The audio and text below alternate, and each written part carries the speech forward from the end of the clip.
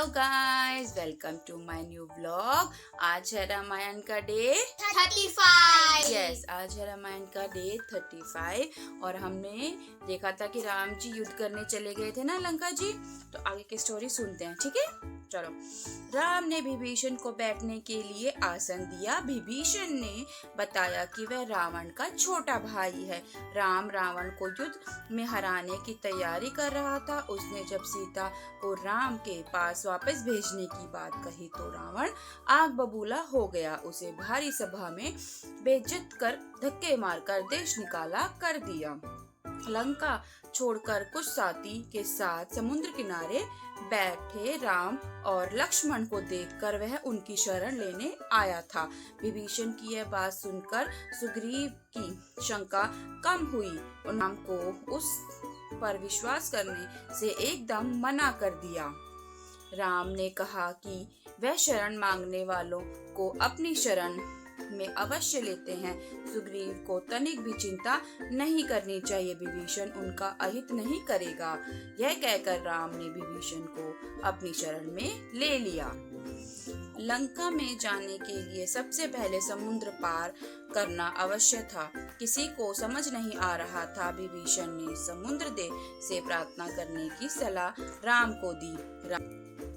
3 दिनों तक समुद्र देव से प्रार्थना की। समय के साथ साथ सबकी बेचैनी बढ़ रही थी। 3 दिनों तक प्रार्थना करने के बाद भी जब कोई परिणाम नहीं निकला तब राम ने धीरज जवाब देने लगा। उन्होंने समुद्र को सुखाने के लिए अग्नि बाण निकाला। समुद्र देव भी राम की शक्ति जानते थे। तुरंत प्रकट होकर हाथ जोड़कर उन्होंने प्रार्थना की कि हे प्रभु, मुझे मत सुखाइए। अपनी सेना में विश्वकर्मा के पुत्र नल और नील हैं। वे अत्यंत कुशल और कारीगर हैं। तुरंत सेतु बना देंगे। मैं बीच से उनसे संभाल लूंगा। आप लोग उस पर चल जाइए। राम ने समुद्र की बात मान ली।